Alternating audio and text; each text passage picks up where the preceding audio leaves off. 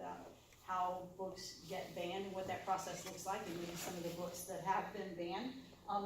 This is the title we decided to go to, but here's the title that was originally on here, because it fits with my sense of humor quite well. However, after thinking about it, we kind of decided that since the whole legalized marijuana thing just came out, that we might be leading people astray with the topic, right? So I was like, okay, well, we can't do light them up right now. Maybe that'll be something later that we could talk about on another week, but not ban books with. So what I wanted to start with was just a little bit of history, not too deep because this certainly isn't a history class, but just kind of the perspective of banning books or burning books. So if we go, some of this makes sense. We've got Nazi Germany on here, Castro in Cuba, and Communist China.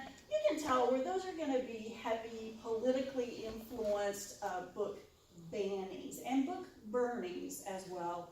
So you think about Nazi Germany, and if you look over at some of the examples we have of books that they pulled that were banned, anything by Freud.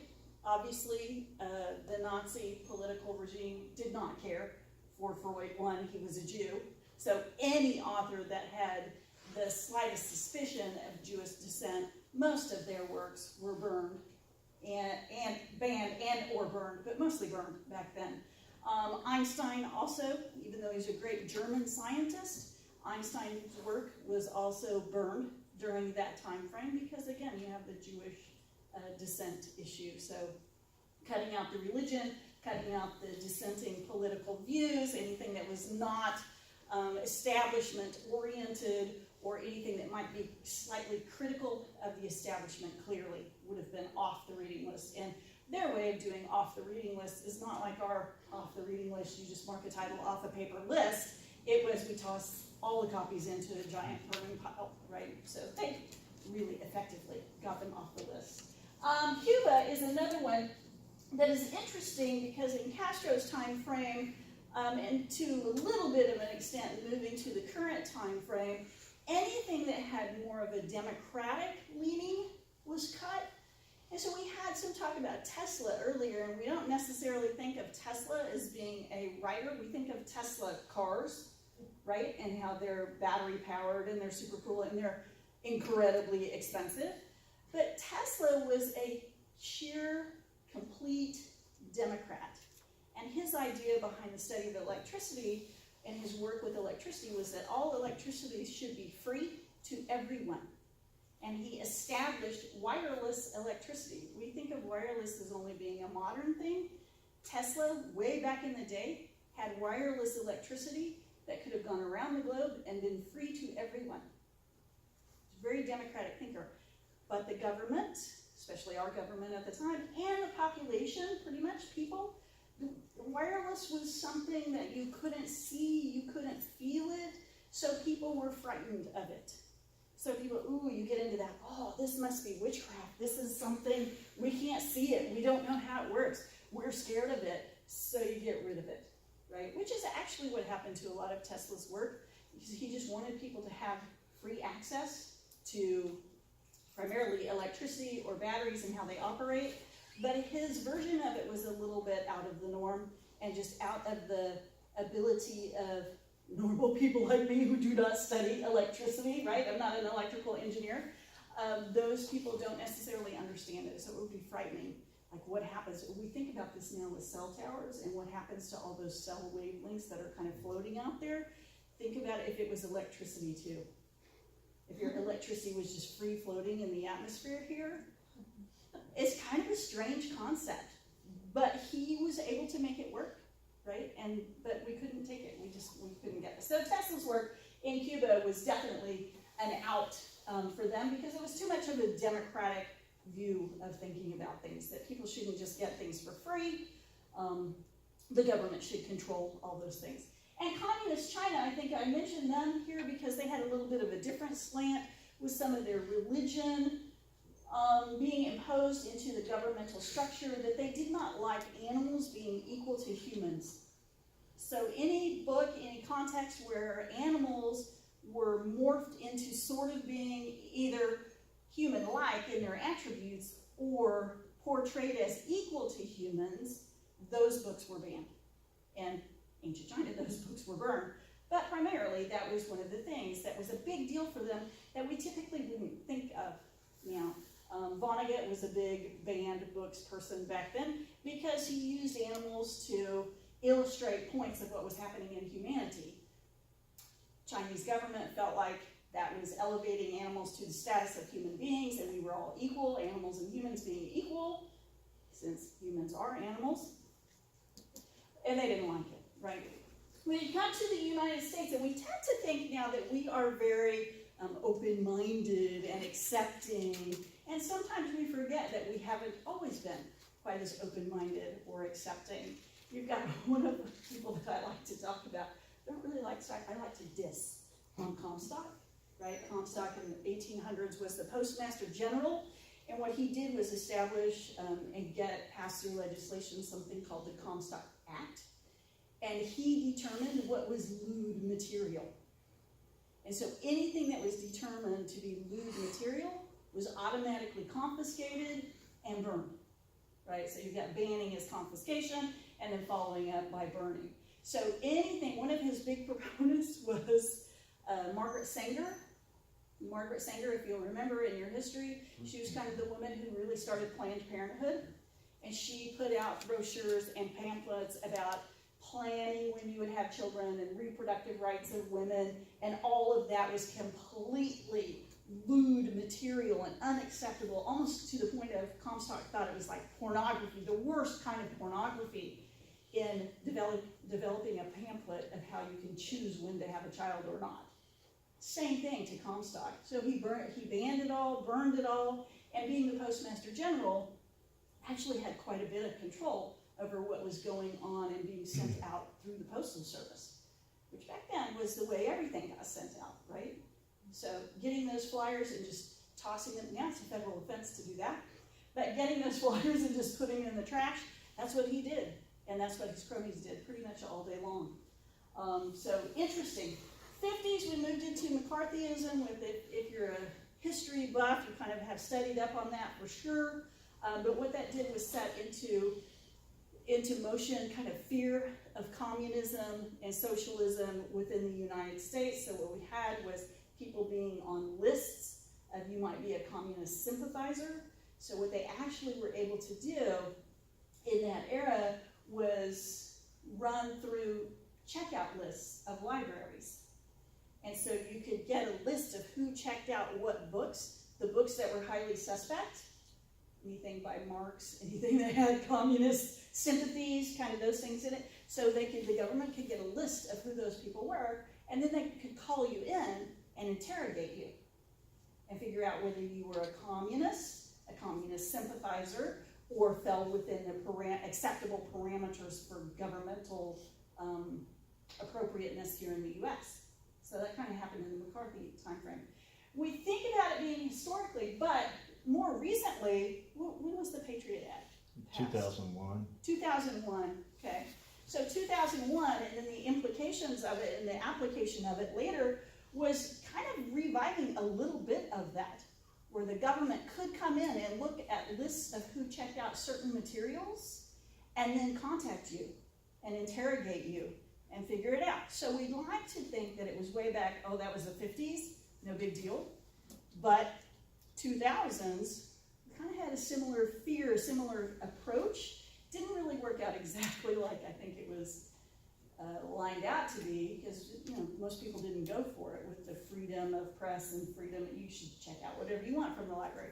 Plus, we have open access internet, so what difference does it make, right? You might not go to the library and check out a book. Why would you do that when you can just access the information on the internet in your own home, or order it off Amazon, right? So maybe your name doesn't get on the list, but then we know that people can hack into the Amazon, how that all works. So anyway, in the United States, we'd like to think it was back in other eras, back in the days gone by, but it's a little bit still, we have some sketchy stuff going on here too. This past year, well, 2013, a couple of years ago, there's actually a picture on the internet of two professors lighting a match with matches held under a book. and they're gonna burn that sucker. They're lighting it up, right? They're gonna burn that sucker. It's about climate change, and those two professors disagreed with the author of the book. Where? So, California. California?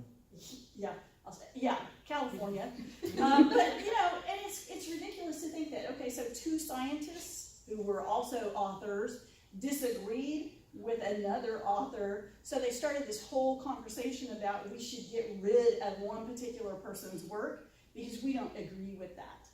So sometimes, you know, people can take it a little bit too far. Instead of just having a normal discussion about, yeah, we don't agree with you and this is why.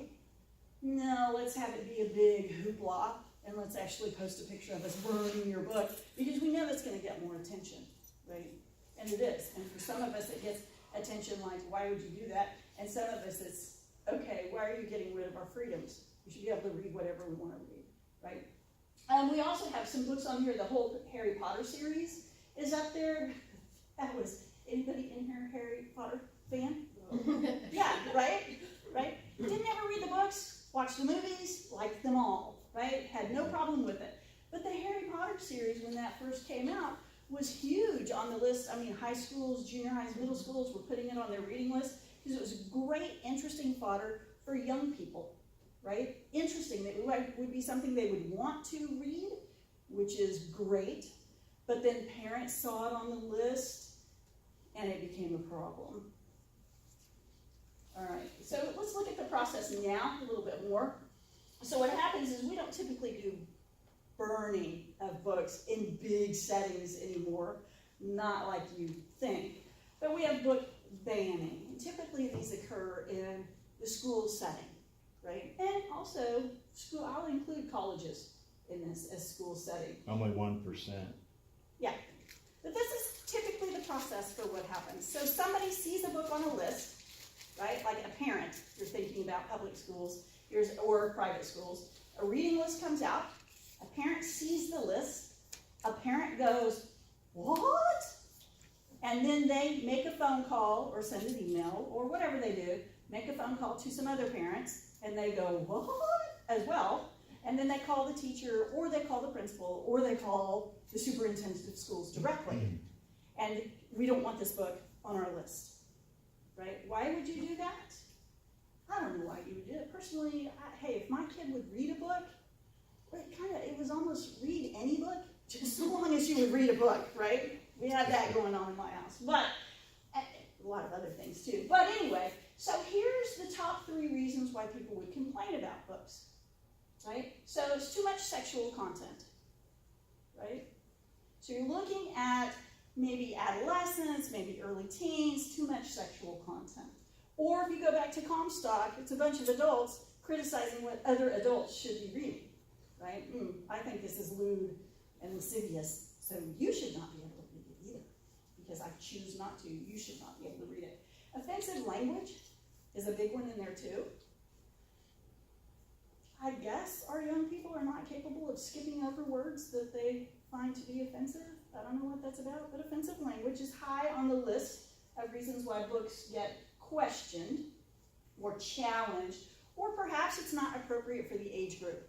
Perhaps a teacher has assigned it for a 5th grade class, and the parent is thinking this is something that should be a senior in high school, right, for the content of the book. But here's what happens. Well, we get into some exceptions. But the thing is, and what research tells us, is those people that challenge, the majority of people who challenge books, have not read the book, which tells us a lot, right? Because if you have not read Harry Potter, how do you know what Harry Potter is about? Because I saw the cover, somebody told me it's about witchcraft. They go off to Hogwarts and there's owls that carry men. Somebody told me about it, and I thought, ooh, witchcraft. So we can't have that, right? It doesn't fit with my religion. We can't have that. But as far as me sitting down and reading the book, very rarely does that happen, right? It's like I heard something about this book, which means, okay, sometimes, yeah, a lot of times we think if you would just read the book, you'd probably be okay with it. But people aren't going to go to that much trouble. So we have some popular ones here. Harry Potter doesn't have offensive language. There's no sex, so the sexual content, there's no sex in is there sex in there's no sex in those books, right? They're designed for young readers. I can't even remember if there's a kiss in there. Yeah, there's When they get older. Yeah, when they they do. get older, they're They're a little busy, like saving the world. They're busy fighting evil, right? And personally, I like the concept of people fighting evil, whatever that evil is. I'm kind of pro fighting evil, right? Yeah. But there's no offensive language. There's no sexual content. The only kick to this Harry Potter thing is that people are mistaken in looking at the overview or taking such a superficial view of witchcraft and kind of equal, putting on equal pedestal witchcraft, which is, that's the case in Harry Potter, but it's not the same as Satanism, right? It's not the same at all. And it's clearly not the same in the books, but you got to take the trouble to read the books to understand that, right? All right, Alice in Wonderland. Anybody read Alice in Wonderland? Okay, so we know what the story is about, right? Girl falls through a hole into another dimension, right? Rabbit. Well, we know China wouldn't like it because there's rabbits that are talking and running around, right? And wearing a hat, and there's a cat that can also, as stoned as that cat is most of the time, which is a whole other thing, right? So you've got a couple of things that ancient China might have a problem with, but maybe not modern U.S. The problem with Alice in Wonderland is drug use. That's what people pull out of that.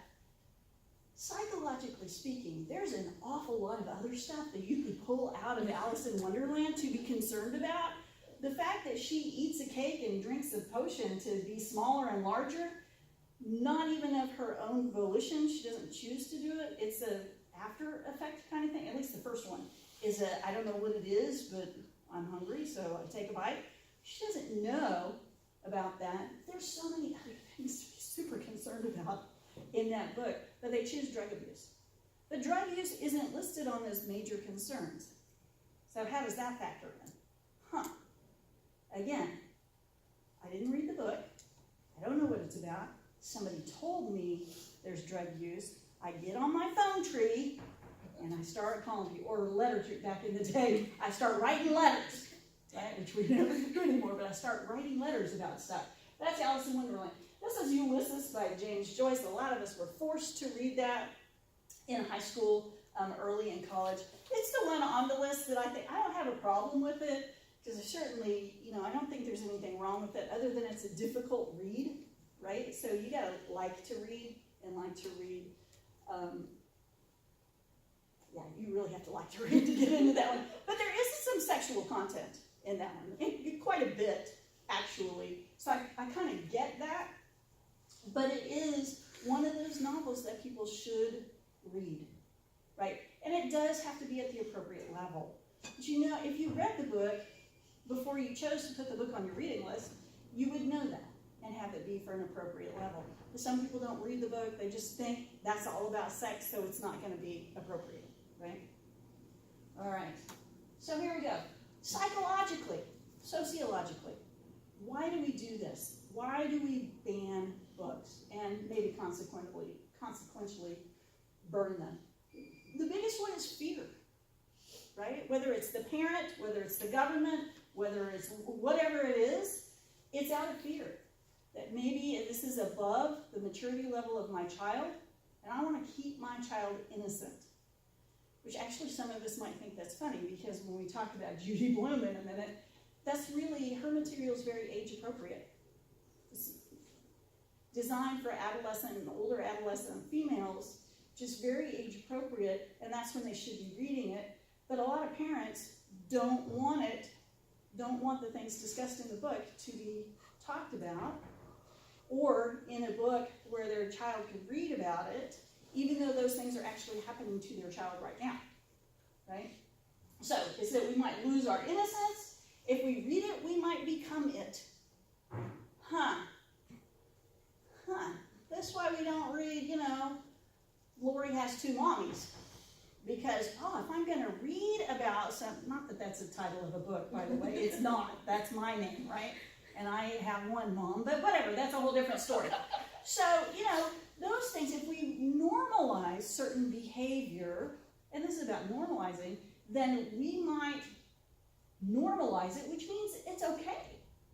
And some of us don't like certain things to be okay, so we complain about it, right? Or we read about, let's come up with one. We read about, I'm having a hard time coming up with an example, but you guys can figure this out. We read about a rape scene. There's a book. This is Catcher in the Rye, Wherefore Art Thou Brother, all those kind of things. The classic Grapes of Wrath, classic book, right? Classic literature we're supposed to be reading. But there's some kind of sex scene, rape scene, typically it is a rape scene, right? And we don't want people to read about that. Because if I read it, I might become it. So if I read about it, I might do it, right? Or if I'm a preteen, if I read about someone engaging in intercourse, well, oh my gosh, because I read it, it means immediately I'm gonna do it, right? Or drug use. I read it, oh gosh, immediately I have to do it. No, we know people don't operate like that, but parents get concerned about that kind of thing. And even though we used to be kids, somehow we forget about that when we grow up and become parents, and we think, I don't want you reading that because that's too much information, right? So we have problems with that. Maybe our beliefs will be challenged. Harry Potter, what does that challenge? Your belief that witches are bad. Witches are Satanists, witches are evil. Harry Potter, most of the witches are really good. They're normal, regular, good kids that are trying to do the right thing. So maybe it challenges our belief system. And maybe our faults will be exposed, right? Especially if you're looking at governmental kind of things. Hitler, what if there would have been, oh my gosh, in Hitler's Germany, what if there would have been an expose, which there were, exposés written about Hitler? What do you think would have happened to those books? Burned, right? Trying to erase that part of his history. You think if people would have generally read the material and known that he was an art school flunk out, then, I mean, how many people would have gone, what? And just turned around and walked the other way, like, yeah, I'm not that they had a vote, but, I'm not voting for you, whatever, right? Things might have been different. So maybe our faults will be exposed. From the bigger side, the assumptions from the other side is that the more you know, the less credible I become. Because if you start finding out things for yourself, maybe what I'm telling you is not true, right? Maybe I'm only telling you the part that benefits me. And you start looking into it and deciding, well, hey, there's another side to this picture. There's a whole other argument that could be made, and I'm more in favor of that other argument than your argument. I got to shut that other side down. That's what the governments tend to do, is they'll shut that other side down. So we just don't have that information. We don't know. We don't know that you're not telling us the right way, or the best way, or that that's the only way, right? Burning shows strength. I'll take you back to Nazi Germany. I'll take you to Castro's Cuba too. How do you impose your strength over a population? You cut off their communication. It's communication, books, newspapers, writing. Cut that off. Don't let them have access to any other viewpoint but yours.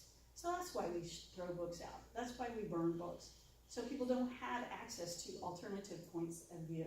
The last one on here, I can control what you know. Same thing, just not giving you access to opinions that are different from mine. So therefore, all you have is me, and you need to just follow me. That's the bigger, more political side of the book banning, right? So our parenting thing typically comes out of the fear aspect, which makes sense, but our governmental control thing usually comes out of the assumption stuff. I mean, shut down the other ideas, shut down the other access to information. All you know is what I'm telling you, so you just have to follow me. Makes sense as a plot for taking over the world. All right, these are very frequently challenged, and these are also on the table up here. Stephen King, Actually, Stephen King and Judy Blume are the number 1 and number 2 most challenged authors in the U.S. Really interesting. Because Stephen King, I'm a huge fan. Haven't read all the books, but I've seen all the movies, right? I'm a moviegoer. So, Carrie. What do we think the problem with Carrie is? All of it. Wow. It's very disturbing, right? It's a very disturbing novel, so overall we have this whole disturbing kind of thing. But if we look at the nitty-gritty, what's happening with Carrie? She develops powers. She develops powers. What are her powers associated with? This is the psychology, biology Coming of age. realm. Yeah. She starts her period, and all of a sudden she has these magical powers where she can just tear the town up, right? So there's a lot of period talking, and even though it's a Stephen King novel, right? Carrie has a lot of the whole thing about period talking, adolescent, becoming a woman, that kind of stuff. And then the mom locks her in a closet. I don't know if she's praying the rosary or exactly what she's doing, but there's a whole icon image kind of thing. So there's some kind of distorted view of religion in there too, which a lot of people would have trouble with. But I'll go more towards, with Carrie, it's more towards that aspect, the biology aspect, where half of the population deals with having a period, and then the population turns around and goes, we can't talk about that, even though half of the world experiences that, right? It's kind of weird. Christine, I get a little bit more. It's about a haunted car. What do you get? I mean, where's that? Well, first of all, you have to believe that items could be haunted. You have to believe that people don't necessarily, that ghosts do exist. So there's some of that religious connotation. But what happens in the car? So a lot of teenage angst, teenage sex, all that kind of stuff going on. It's not necessarily too graphic in the book, but that's kind of the context that it's occurring in. So it's a little bit more contextual than anything else. The last one with Cujo, all I can think about with Cujo is that poor dog, right? And I don't know, yeah, it's scary as all get out. Because any dog, just any time, it's not any random dog, anytime could come, have rabies and start attacking people. But I think about maybe why this book had problems and was challenged was because the dad was having an affair. If you remember that part, probably didn't even think about that part, probably didn't even really clue into it. But the dad in the book, and the movie, but in the book, was having an affair, and that's why the dad was absent, and that's how the mom and the child got into trouble with the dog, because the dad wasn't there. So it's that alternative family structure. If you really start looking at it, that different family structure that causes people to have trouble with that book. Right? And now we think these books have been around for so long that, hey, they're just part of what we do. You read them because you like Stephen King, you like scary books, or you see the movies because you like scary movies, right? We don't think about it very much, but at one time these were hot topic items and on challenge lists across the U.S. He's one of the #1 challenged authors. Second on that list, or right up next to it, is Judy Blume. Honestly, I read some of these books. Of course, I was in the age range that these are designed for in the time that they were coming out. So I didn't think anything about it. I just thought, yeah, this is right on. This is exactly what's happening. Didn't think anything about it. The problem with Judy Blume's works, all of them have to do with adolescent females biologically maturing and questioning what's happening in that process. So there's an awful lot of, in this Forever, and Deanie, and all, there's an awful lot of talk about periods, there's an awful lot of talk about what is this, what is that, what is happening to me, questions that normal, everyday, average adolescent girls have. But how dare Judy Blume actually write books that can help people figure stuff out? How dare she suggest that young women should have some kind of a go-to source to help them figure things out? And she had characters, she put them in a novel format so they were more interesting to read, so there would be storyline. It's not like a biology textbook. You can always check out a biology textbook, but who wants to read that? right? We don't want to read that. We want to have storylines to it so that we can see a context and we can see how some other person would handle the situation, right? So it gives us ideas about how to handle what's going on, not just the straight biology piece to it. Interesting. All right, what does this do to us or for us? Sometimes it limits our view of the world, right? It limits our capacity to take in information, to generate ideas, and to think for ourselves. That's the idea behind book banning and book burning, is so that we have limited exposure to limited ideas, right? Makes us subject to the whims of whatever political party is in power. We don't like that. We especially don't like that here. We're not used to that. It happens, but we don't like it, right? Keeps us childlike. I don't know about us as adults in this room, because we pretty much we can read whatever we want, but in certain contexts, certain school contexts, maybe private school, public school, universities, if we start looking at those challenge books and banning those books, yes, it does have an impact on our adult development or even our adolescent development, right? So it keeps us more innocent. I'm not sure it does that, but the overriding perception is that it keeps us innocent and childlike. It also slows our progression to be the best people we can be, right? I like it that I can look up alternate points of view and then make my own decision about which way I go, right? Do I lean this way? Do I lean that way? What do I really think about this? I like that I have access to those different points of view, right? It's part of what makes me who I am, because I can make my own decisions instead of having other people make decisions for me. What this does for me, actually, and maybe for you too, is it turned me into a big reader.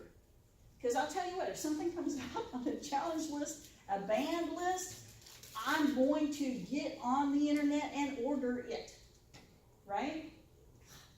The most recent mistake made in that area was the 50 Shades of Grey. Anybody? Okay, I know you probably would be embarrassed to say, yes, I read that. But yes, I read that. And it's like, oh, can't read this. You hear a lot about it, scuttlebutt. Oh, I can't read this. Oh, it's just so wrong. It's just so, oh. And then you get the book and go, really? Hype, right? I don't see why people were so upset about this. Hype, right? Oh, I fell prey for it. That lady made money off of me, and I wish I had my money back, right? But what are you going to do? It's too late then, right? She's already got your money. And she's laughing all the way to the bank, just thinking about how many people bought that book or her series of books just because people had problems with it. If there wouldn't have been a hoopla, nobody would have cared, right? She wouldn't have made all that money. Oh, good for her for making all the money, but should I have my money back? Gotta buy something else. I don't know. So what do y'all think? What does anything, are you familiar with anything? Do you remember anything? Or think about something now, or remember something from junior high, high school that kind of was, why aren't we reading this? Or why are they making us read this? That was more my line of thinking. Why are they making us read this? I can remember in 6th grade, we had to read The Red Badge of Courage. Don't bother reading it. But, see, that's horrible for me to say too. I'm challenging the book just in my verbiage. But so I don't know how we all got, because I lived in a really small community, but we all had an individual copy of the book to keep forever as ours. So that was kind of great. But we also had to read aloud in class, which was kind of horrible, right? It takes all the fun out of reading, because you have one kid who's a good reader. I'm not saying I was a good reader back then, but I read with inflection, right? So I would read, if there was something exciting going on in the part that I read, you knew it was exciting, because I read with a lot of emotion. And then you'd have someone who doesn't read like that, or who is not necessarily a skilled reader, and it's like, oh, hurry up, can you just read the sentence? And you're getting lost in just do this. The Red Badge of Courage, though, has ice battles. It has all kinds of battle scenes in it. And I don't know in the 6th grade that I really needed to, I didn't want to read that content. It wasn't in my interest area. So why did I have to read the Red Badge of Courage? I don't know. Later in life, as an adult, I I decided I needed to, summer, I didn't have enough to do. Yeah, I know better than to say that now. Summer, didn't have enough to do, so I decided to come up with the great works of literature and just read down the list. Picked up The Grapes of Wrath. Gee, really, I don't know why that's on anybody's to-go-to list. I don't know. Good book, right? It's descriptive of Grapes of Wrath, the Oklahoma Dust Bowl, moving to California, having to be migrant fruit pickers, that kind of stuff. Really meaningful because it was Oklahoma, so long-term family here in Oklahoma. So I kind of saw that as being a little bit of a heritage piece. There's some sex stuff going on in that book. I'm glad I didn't have to read it as a little kid. I'd have probably been embarrassed. But as an adult, it's like, well, okay. All right, whatever. I don't know. Any books you guys had to read that you can think of now? When I was a junior in high school, I was in an AP level English course, but we read The Handmaid's Tale. Oh, yeah. As a junior in high school. And I remember, even when she talked about it, for one, my class we had a smaller class. There were about 14 of us, and we were all girls. So that was another reason why we were able to read it. So you were able to read it, yeah. And so we didn't read it until, it wasn't even we weren't going to read it initially. We were probably about 2/3 of the way through the class, and my teacher decided that, our class, it would be something that would be appropriate and we would be able to get something out of the book and be able to read it maturely as, 16, 17-year-olds. And I do remember whenever we got to the part where they described how they reproduce in their society. I remember as being 16, I was like, oh, this is kind of awkward. I kind of felt a little embarrassed and uncomfortable reading it. But the discussion that we had throughout that book was really interesting. Yeah, it's kind of different. And we think now, I mean, then, when you were reading it in high school, it's like, oh, this is really, and now it's TV show. Yeah. I mean, And they followed the book pretty closely, too. Yeah. And I remember reading it and even knowing, I'm like, yeah, this wouldn't be appropriate for the other, just the regular high school Regular class, classes. Yeah. Especially when it's gender split, like your class just inadvertently was. So, yeah, and now it's like, hey, let's sit down and watch this movie. I don't know. Times have changed. You look at and it's really, actually a very short time frame. You look at like Comstock and his whole you can't even talk about women having any reproductive freedom at all, or just planning out when you might want to have a child, and it's just simple, I might want to have a child, might not. Burning that material to now, we're sitting in school reading The Handmaid's Tale. It's like, wow, that's really different. Really different. But again, I'm anti-challenge, anti-burning, anti-banning, because I think, hey, just if you want to read it, read it. Who am I to say that you shouldn't read something, right? And I'll say, I wasn't a fan of The Grapes of Wrath. It's on the list, though. It's on the list for a reason, because plenty of people liked it. So maybe you should read it and make your own opinion. I'm only one person with one opinion, right? It's up to you to decide.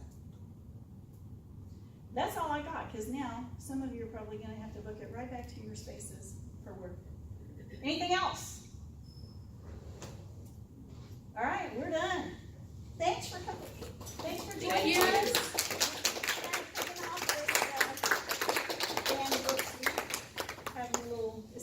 It's weird to think you're having a little fun with something